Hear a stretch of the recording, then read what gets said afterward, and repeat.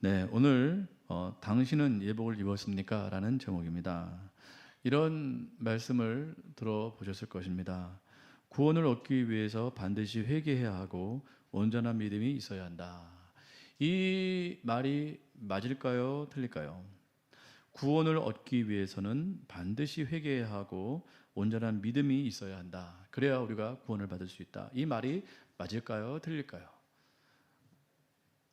틀릴 이유가 없죠. 그죠? 맞는 말씀입니다. 맞는 말씀인데 우리가 이 맞는 말씀인데 이 말씀을 우리가 종종 오해하는 경우가 있습니다. 어떤 식으로 오해하냐면 구원을 얻기 위해서는 철저하게 회개하고 확실한 믿음을 보여야 한다라고 우리는 생각을 많이 합니다. 이 말도 맞죠. 이 말도 맞는데 좀 제가 말을 바꿨는데 방점이 어디 있냐 하면 철저히 회개하고 확실한 믿음을 보여야 한다. 철저하게 완벽하게 회개해야 되고 사람들이 인정할 만한 믿음이 있어야 된다. 하나님이 인정할 만한 믿음이 있어야 된다. 그러니까 이렇게 우리가 오해를 한다는 것이죠. 이 말도 맞긴 맞지만 우리가 우리가 말을 들을 때 어떻게 오해를 하냐면 뭔가 확실해야 된다. 그러니까 이 말을 구원 얻기에 어떤 조건, 어떤 자격 이런 부분으로 생각을 하기 때문에 우리가 이 말씀을 이렇게 오해를 하게 된다는 것입니다. 하나님의 우리를 향한 하나님의 사랑, 조건 없이 자격 없이 받아주시고 우리를 구원하신 하나님의 그 사랑에 대해서 우리가 잘 생각하지 못하고 하나님은 조건적이야, 하나님은 자격이 있어야 구원을 하셔라고 오해를 한다는 말씀인 거죠. 그러니까 앞에 말씀이 다 맞아요. 당연히 회개해야 되고 분명한 믿음이 있어야 됩니다. 근데 이 일들이 우리가 조건이 있어야 된다, 자격을 갖추어야 된다라고 생각을 하면 그건 우리가 오해를 한다라는 뜻입니다. 오늘 본문의 말씀을 통해서 하나님께서 우리를 어떻게 부르셨는가 우리가 생각을 해봤으면 좋겠습니다. 잔치라는 것, 혼인 잔치라는 것은 하나님의 어떤 구원, 천국 이렇게 생각을 하시면 좋을 것 같아요. 우리가 어떻게 하나님께서 마련하신 그 혼인 잔치에 우리가 들어갈 수 있을까? 첫 번째 부름입니다. 3절 말씀을 보시겠습니다. 3절 말씀 앞에 스크린도 있고 여러분 성경으로도 한번 보시고 같이 읽겠습니다. 시작. 종들을 보내어 그 청한 사람들을 혼인잔치에 오라 하였더니 오기를 싫어하거늘. 여기서 혼인잔치는 임금의 아들의 혼인잔치입니다. 임금은 하나님이겠죠. 그 아들은 예수 그리스도겠죠. 예수 그리스도의 혼인잔치에 우리를 지금 초청하고 있는데 첫 번째 초청한 그 초청의 대상은 청한 사람들이에요. 청한 사람들. 청한 사람들을 혼인잔치에 오라 하고 이렇게 부르셨다라는 거예요. 그러니까 이미 청한 사람들이 있었다라는 거예요. 이미 청한 사람들이 있었고 그 청한 사람들을 오라 하고 이렇게 부르셨다라는 것입니다. 근데 오기를 좋아했나요? 싫어했나요? 싫어했다라고 3절은 말하고 있죠. 오기를 싫어했어요. 누가요? 청함 받은 사람들이요. 청함 받은 사람들이 그 임금이 오라 이렇게 말을 했는데 그 부름에 응답하지 않았다라는 뜻입니다. 말씀드린 대로 임금은 하나님이시고 그 아들은 예수 그리스도시고 그 아들의 혼인잔치에 청함받은 사람들이 불렀지만 그들이 오기를 싫어했고 거절했다라는 것입니다. 그래서 어떻게 했나요? 임금이 또 불렀습니다. 4절에서 6절 말씀을 같이 읽어보겠습니다. 시작. 다시 다른 종들을 보내어 이르되 청한 사람들에게 이르기를 내가 오찬을 준비하되 나의 소와 살찐 짐승을 잡고 모든 것을 갖추었으니 혼인잔치에 오소서 하라 하였더니 그들이 돌아보지도 않고 한 사람은 자기 밭으로 한 사람은 자기 사업하러 가고 그 남은 자들은 종들을 잡아 모욕하고 죽이니. 자, 다른 종들을 그 청한 사람들에게 또 보낸 거예요. 첫 번째 종들을 보냈고요. 그들이 거절하니까 다른 종들을 또 보내서 청한 사람들에게 또 오라. 오찬을 준비했다. 소와 살찐 짐승이 많이 있다. 다 갖추어졌다. 오라 이렇게 초청을 했는데 그들이 돌아보지 않고 한 사람은 자기 밭으로 한 사람은 자기 사업하러 남은 사람들은요, 심지어 그 종들을 어떻게 했나요? 6절 보세요. 마지막에 그 남은 자들은 종들을 잡아 모욕하고 어떻게 했어요? 그들을 죽였다는. 자, 이건 무슨 상황일까요? 청함받은 사람들은 누굴까요? 유대인들이에요. 유대인들, 이스라엘 민족, 이스라엘 백성들을 지금 말하고 있는 것이에요. 그러니까 이방인이 아닌 이스라엘 유대 그 민족, 유대 그 사람들을 지금 청한 자들이라고 지금 말하고 있는 거예요. 종들을 여러 번 보냈어요. 종들을 보냈더니 안 왔어요. 다른 종들을 보냈더니 또 안 왔어요. 다 자기 일 보러 갔어요. 심지어 어떤 남은 자들은 그 종들을 어떻게 했어요? 모욕하고 죽였다라는 것이에요. 그러면 여기 종들은 누굴까요? 청함 받은 사람들은 이스라엘 사람들이에요. 그러면 종들은 누굴까요? 보냄받은 종들, 선지자들이겠죠. 주님의 그 사자들이겠죠. 그들을 가운데 보내는데 그 이스라엘 사람들에게 보내는데 그들이 돌아오지 않은 거예요. 하나님의 그 잔치 자리에 오지 않은 거예요. 심지어 아들 예수 그리스도까지 보냈어요. 그죠?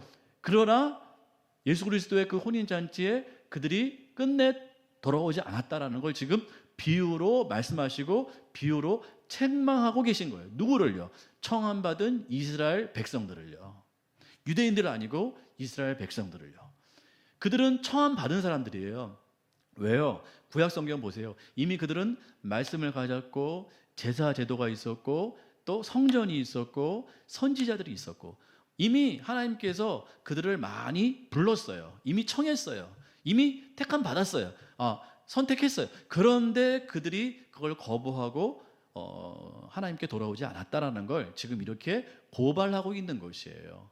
그리고 심지어 그 혼인잔치, 예수 그리스도의 혼인잔치에도 오지 않았다는 것이에요. 이걸 지금 강력하게 지금 고발하고 있다는 것입니다. 그래서 어떻게 하셨나요? 그 임금이. 자, 8절에서 10절 말씀 보시겠습니다. 8절에서 10절입니다. 시작.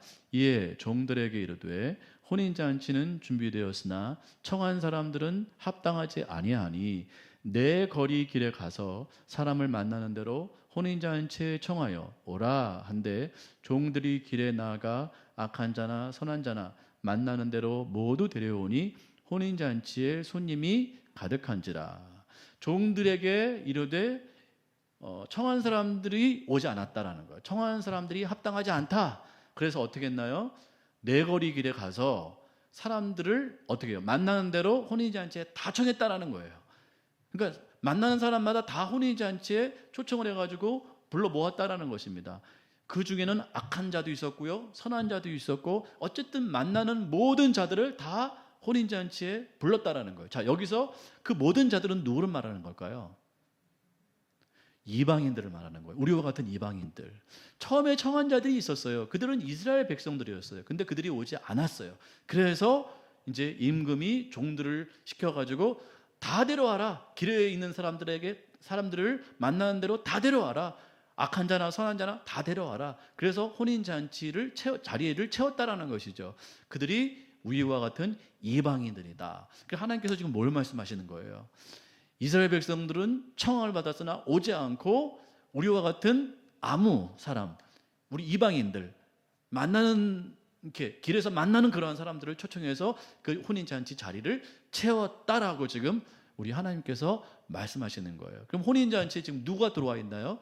우리와 같은 이방인들이 들어오게 되었다라는 것이에요. 구원의 자리에. 지금도 이스라엘 백성들은 예수님을 영접하지 않고 있습니다. 이스라엘 사람들 중에서 이제 예수님을 믿는 사람들을 메시아닉 주라고 말을 해요. 주는 유대인들이니까 예수님을 믿는 그러한 이스라엘 유대인들이다. 그래서 메시아닉 주다 이렇게 말을 하고 있고 우리는 이방인들이에요. 그래서 길에서 만났던 아무나 선한 자나 악한 자나 만났던 그래서 그 만나서 그 부름을 받고 들어온 그러한 이방인들이다라고 지금 우리 하나님께서 말씀하고 있다는 것입니다. 여기서 중요한 것은요. 원래 중요한 것은 조건이 없다라는 거예요. 자격이 없다라는 것입니다. 그냥 만나는 사람 모두예요. 선한 자나 악한 자나 길에 있던 모든 자들 그 종들이 만났던 사람들을 다 그 혼인잔치에 다 불렀다라는 것이에요. 여기에는 조건이 없다라는 것이에요. 조건이 없다. 근데 중요한 것은 예복이 문제죠. 여러분 잘 아시다시피 이 예복이 문제인데 11절에서 13절 말씀을 같이 읽겠습니다. 11절에서 13절 시작. 임금이 손님들을 보러 들어올새 거기서 예복을 입지 않은 한 사람을 보고 이르되 친구여 어찌하여 예복을 입지 않고 여기 들어왔느냐 하니 그가 아무 말도 못하거늘 임금이 사환들에게 말하되 그 손발을 묶어 바깥 어두운 데 내던지라 거기서 슬피 울며 이를 갈게 되리라 하니라. 보세요. 이제 우리가 걸리는 부분이 예복이에요. 아무나 다 불렀어요. 근데 그 중에 한 사람이 예복을 입지 않았어요. 예복을 입지 않았다라는 거예요. 악한 자나 선한 자나 길에서 만나는 모든 사람들을 다 불렀는데 그 들어온 사람 중에 그 혼인잔치 예복을 입지 않고 온 한 사람, 그 사람을 내쫓았다라는 것입니다. 자, 이 예복이 뭘까요? 예복. 예복을 우리가 어떻게 해석을 많이 하냐면 조건이다 이제 생각을 하는 거예요. 왜냐하면 예복 자체가 이렇게 깨끗한 옷, 정결한 옷 이렇게 이제 우리가 연상을 하니까 그 혼인잔치에 들어갈 수 있는 조건을 갖춰야 된다 이렇게 생각을 하는데 사실은 물론 우리가 조건과 자격이 있어야 돼요. 나중에 갖추어지게 됩니다. 그러나 선 조건, 선 어떤 자격은 아니라는 것이에요. 왜냐하면 하나님께서 다 부르셨기 때문에 그 안에는 선한 자도 있었고 악한 자도 있었기 때문에 어떠한 선제적인 조건을 가지고 부르신 것이 아니기 때문에 이것은 조건이 아닌 것입니다. 그러면 예복은 뭘까요? 예복을 입어야 되지 않겠는가?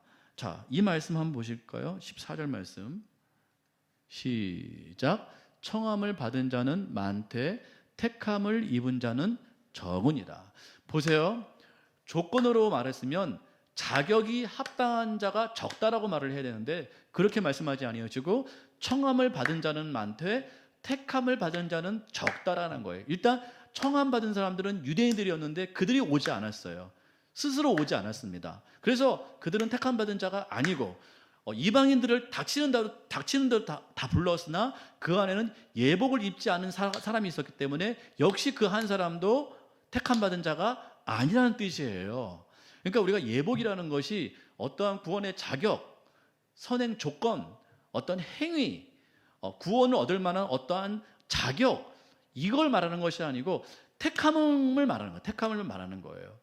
유대인들은 스스로 그 기회를 버렸기 때문에 택함받지 않은 사람들이고 이방인 중에 원해서 들어온 사람이 있었으나 그 안에도 역시 소수는 뭐예요? 한 사람이라고 그랬으니까 이 소수는 하나님의 택함을 받지 않은 사람이라는 것을 이렇게 표현하는 것입니다. 그러니까 예복이 조건이 아니라는 뜻을 지금 말씀드리고 있는 것이에요. 그럼 예복은 뭘까요? 예를 갖춘 옷이죠. 예의를 갖추는 옷인데 그 예복은 그 혼인잔치에 들어갈 수 있는 자격이나 조건이나 행위가 아니고 이 예복은 하나님의 택하심을 말하는 것이다. 택하심을 말하는데 이것을 의 예복이다라고 말하는 것이고 그것이 입혀져야만 그 사람이 비로소 혼인잔치에 예수 그리스도의 혼인잔치에 들어올 수 있는 자격이 있다라는 것이에요. 그 예복이 입혀져야 돼요. 제가 지금 뭘 말씀하시는지 혹시 유추가 되세요? 그 사람이요 예복이 입혀져야 돼요. 예복을 입어야 돼요. 그 예복이 뭘까요 도대체? 조건과 자격은 아니라고 그랬어요. 어떠한 행위가 아니라고 그랬어요. 그러면 예복이 뭘까요? 예복. 왜냐하면 예복은 택함이라고 그랬거든요. 택함 받았다라는 것은 행위가 아니에요. 하나님께서 선택하신 것이죠. 그래서 선택받은 사람들은 다 예복을 입게 돼 있어요. 예복이 뭘까요? 예복이 뭘까요?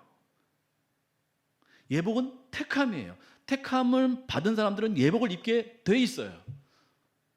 근데 이 예복은 조건이 아니에요. 자격이 아니고 행위가 아니에요. 그러면 이 예복은 뭘까요? 예수 믿는 사람은 반드시 입어야 돼요. 예복을. 무슨 예복을 입을까요? 이제 머리에서는 지금 말할 그 어떤 말씀이 지금 계속 돌고 계시고 던지셔야 되는데 썩 이렇게 확 던지지 않으시네요. 대충 감은 잡으셨죠? 감 잡으셨죠?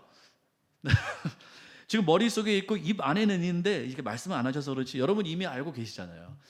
택함 받은 사람, 청함 받은 사람은 많으나 택함 받은 사람은 적다. 그럼 택함 받은 사람들은 예복을 입은 사람이다 라는 뜻이잖아요. 그럼 예복은 뭘까요? 행위는 아닌 것 같아요. 왜요? 택함이기 때문에. 아니면 청함받은 사람은 많으나 그런 자격 얻는 사람은 적다, 이렇게 말씀하셔야 되는데 택함 받은 사람이 적다고 말씀하셨기 때문에 그렇습니다. 택함 받은 사람들이 입는 예복은 뭘까요? 요한복음 3장 4절과 5절 4대 교회에게 말씀하신 내용이에요. 시작. 그러나 4대의 그 옷을 더럽히지, 보이세요 혹시? 예, 보이시죠? 시작. 그러나 4대의 그 옷을 더럽히지 아니한 자 몇 명이 내게 있어 흰 옷을 입고 나와 함께 다니리니 그들은 합당한 자인 영어라. 이기는 자는 이와 같이 흰 옷을 입을 것이요 내가 그 이름을 생명책에서 결코 지우지 아니하고 그 이름을 내 아버지 앞과 그의 천사들 앞에서 시인하리라. 4대 교회를 향한 하나님의 말씀이에요. 그 옷을 더럽히지 않았다는 것은 얼핏 들으면 행위 같지만 그렇지 않고요, 뒤에 보면 내 이름을 끝까지 지킨 사람을 말하는 것입니다. 그러니까 예수 그리스도를 배반하지 않은 사람을 지금 말하는 것이에요. 그러한 사람들은 무슨 옷을 입는데요? 흰 옷을 입었다라는 거예요. 요한계시록에서 희다라는 것은 거룩하다, 정결하다, 흠이 없다, 의롭다라는 뜻이에요. 그러니까 흰 옷은 뭐죠? 의로운 옷을 말하는 것이에요. 그러니까 그 옷을 더럽히지 않았어요. 자기가 입는 옷, 그것은 행위를 말하는 것이 아니고 예수 그리스도를 끝까지 믿은 사람을 말하는 거예요. 뒤에 말씀 보면 그렇습니다. 끝까지 예수 그리스도를 믿고 따른 사람들은 예수 그리스도와 함께 흰 옷을 입겠다고 말씀하신 거예요. 흰 옷은 뭐예요? 의의 옷이에요. 그러면 유추해서 오늘 읽었던 우리 본문 말씀에 의하면 택함 받은 사람들이 입는 예복은 뭘까요? 예복은 뭐죠? 정결한 옷, 깨끗한 옷, 그 혼인잔치에 합당한 옷이잖아요. 그죠? 합당한 옷이 바로 의의 옷이에요. 왜요? 예수 그리스도의 혼인잔치이기 때문에. 예수 그리스도의 혼인잔치는 의롭고 거룩하잖아요. 그 자리에 나아가려면 우리는 의로운 옷을 입어야 돼요. 누구와 함께? 예수 그리스도와 함께. 그러면 우리가 입는 의의 옷은 누구의 옷인가요? 예수 그리스도의 옷이라는 것이에요. 예수 그리스도가 주시는 그 옷을 입은 자만이 택함 받은 사람이고 그 사람이 혼인잔치에 들어갈 수 있다는 것입니다. 우리가 행하는 행위가 아니에요. 선행이 아니고 어떠한 자격이나 조건이 아니고 예수 그리스도가 입혀주시는 옷이에요. 누가요? 예수 그리스도를 끝까지 믿은 사람, 예수 그리스도를 원하는 사람, 그 잔치에 들어가기를 원하는 사람, 그 사람은 바로 예수 그리스도께서 의의 옷을 입혀주심으로 말미암아 그 자리에 들어갈 수 있다라는 소리입니다. 의의 옷, 그 사람이 바로 택함 받은 사람들이 입는 바로 그 옷이라는 것이죠. 자, 요한계시록 3장 17절 말씀도 보시겠습니다. 요한계시록 3장 17절 18절 시작. 내가 말하기를 나는 부자라 부요하여 부족한 것이 없다 하나 내 곤고한 것과 가련한 것과 가난한 것과 눈먼 것과 벌거벗은 것을 알지 못하는도다. 내가 너를 권하노니 내게서 불로 연단한 금을 사서 부요하게 하고 흰 옷을 사서 입어 벌거벗은 수치를 보이지 않게 하고 안약을 사서 눈에 발라 보게 하라. 이 말씀은 라오디게아 교회에게 향한 하나님의 말씀입니다. 이 말씀 가운데 특별히 흰 옷을 사라는 거예요. 이 사람들이 부자였고 이 라오디게아 지역에 이 옷 그 의류 산업이 굉장히 활성화되었다고 합니다. 그들에게 우리 예수님께서 말씀하시는 거예요. 너희는 화려한 옷을 입었고 좋은 옷을 입었다고 생각하나 사실상 너희는 무슨 자예요? 벌거벗은 자다. 그러니까 하나님 보시기에, 예수님 보시기에 그들은 벌거벗은 자라고 보이는 거예요. 그래서 뭘 사라는 거예요? 연단한 금을 사서 뭘 사래요? 흰 옷을 사라는 거예요. 흰 옷을 사서 입으라. 그리고 너희의 수치를 가리라라고 말씀하시는 거예요. 여기서 말하는 흰 옷은 뭘까요? 의의 옷이에요. 네가 아무리 좋은 옷을 입어도 그 옷으로는 너의 수치가 가려지지가 않아.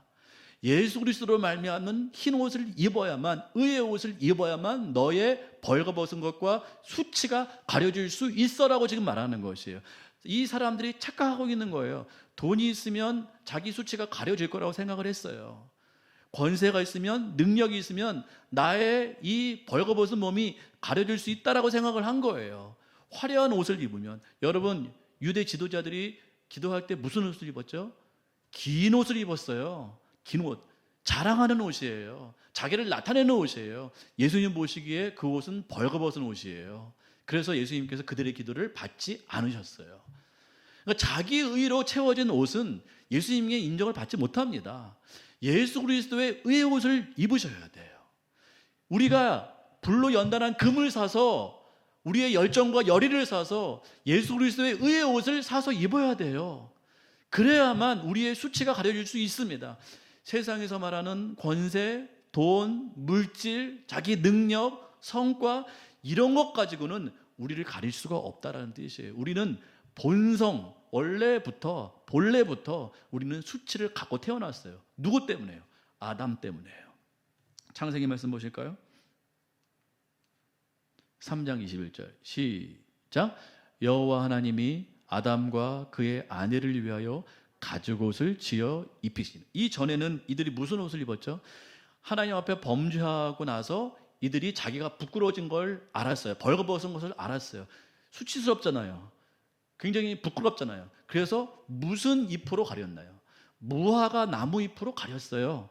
근데 그게 영원한가요? 영원하지 않죠. 그러니까 인간은 하나님을 배반하면서부터, 배반하고 난 후부터 사람은 첫 번째로 나타나는 현상이 수치예요. 사람 자체에 수치감이 생겼어요. 부끄러움이 생겼어요. 그걸 끝없이 가리고 싶은 것이 우리 타락한 인간들의 모습이라는 것이에요. 우리는 끝없이 무언가를 가리기를 원해요. 왜요? 내가 부끄럽기 때문에, 내가 죄지었기 때문에, 내가 한없이 연약하기 때문에 우리 모든 사람들은 그 수치를 가려요. 근데 예수를 안 믿는 사람들은 자기의 돈으로 가리고요, 능력으로 가리고, 성과로 가리고, 자기의 능력으로 가려요. 심지어는 자기 가족으로 가리고, 자기 직장으로 가리고, 자기의 어떤 그 무엇으로 다 가리기를 원해요. 나 괜찮은 사람이야, 나 부끄럽지 않은 사람이야, 나 수치스럽지 않아라는 것을 계속해서 그런 식으로 표현하는 것이에요. 그러나 가려지나요? 다 나뭇잎일 뿐이에요. 가려지지가 않아요. 근데 우리 하나님께서 언약의 행위를 하셨어요. 어떻게 언약의 행위를 하셨죠? 아담과 그 아내를 위하여 무슨 옷을 지어 입히셨나요? 가죽옷을 지어 입히셨어요. 이것은 무슨 행위이신가요? 하나님의 언약적 행위예요. 예수 그리스도를 죽여서 그의 공로와 의로 우리를 가리시겠다라고 하는 하나님의 언약적 행위예요. 이때 당시에는 이루어지지가 않았죠. 아직까지 가려지지 않았죠. 하나님께서 앞으로 이렇게 행하실 것이라는 것을 지금 이와 같이 말씀하시는 거예요. 가죽은 누군가 죽어야 됩니다. 짐승이 죽어야 돼요. 그러니까 그 아들을 죽여서, 십자가에서 죽여서 예수 그리스도의 그 의로, 그 보혈로, 그 능력과 그 모든 성취로 말미암아 우리의 부끄러움을, 아담과 하와가 우리의 선조잖아요. 우리는 그의 후손이잖아요. 우리는 부끄러울 수밖에 없잖아요. 우리는 수치스럽잖아요. 그 모든 수치와 부끄러움을 예수 그리스도의 그 의의 옷으로, 그 죽으심으로 말미암는 그의 의의 옷으로 가리시겠다라고 우리 가운데 말씀하고 있다라는 거예요.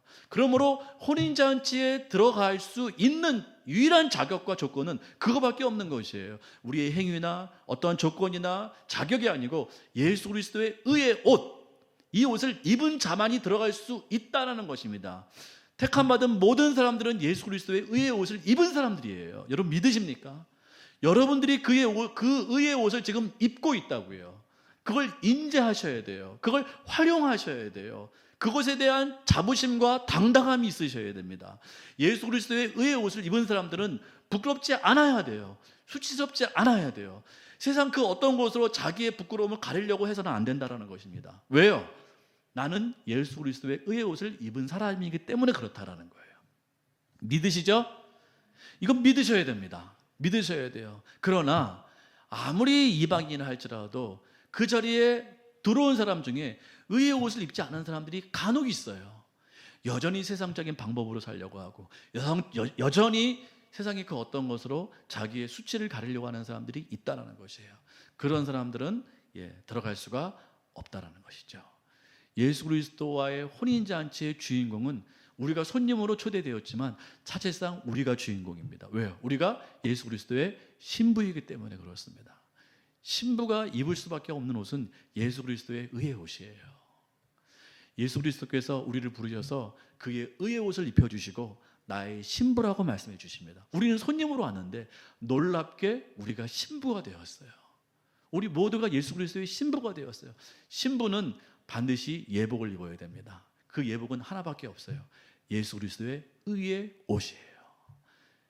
의의 옷으로 가려진 사람만이 그 자격이 있는 것이에요. 다른 무화과 잎은 안 됩니다. 그건 자격이 안 돼요. 그런데 많은 사람들이 착각을 해요. 나는 가렸다라고 생각합니다. 아니요, 예수님 보시기에 하나도 가리지 않았어요. 라오디게아 그 교인들 향해 우리 하나님께서 말씀하셨잖아요. 예수님께서 말씀하셨잖아요. 너는 화려한 옷을 입었다고 생각하나 너는 벌거벗었어. 불로 연단한 금을 사서 확실한 정금을 사서, 그 정금이 뭡니까? 믿음이잖아요. 불로 연단한 정금은 믿음이에요. 예수 그리스도를 끝까지 믿는 믿음, 신뢰하는 믿음, 그 믿음을 가지고 예수 그리스도의 의의 옷을 사라. 그리고 입어라. 그러면 수치가 가려질 것이고 부끄러움이 사라지게 될 것이야. 지금 그걸 말씀하고 계신 거예요. 우리는 이걸 믿지 못하고 끝없이 자기 노력을 해요. 노력하는 건 좋죠. 열심히 사는 거 좋죠. 근데 그걸 자기 믿음의 근거로 삼아요. 열심히 노력해야지. 하나님께서 받아주실 때까지 열심히 노력해야지. 성공해야지. 뭔가 내가 대단한 사람이 돼야지. 그걸로 내 수치를 가릴 수 있다라고 착각을 한다는 것이에요. 그건 불로 연단한 정금이 아닙니다. 그게 믿음이 아니라는 것입니다. 우리의 믿음은 바로 예수 그리스도의 의의 옷을 사는 그 믿음이 되어야 될 줄 믿습니다. 우리가 그렇게 나아가셔야 돼요.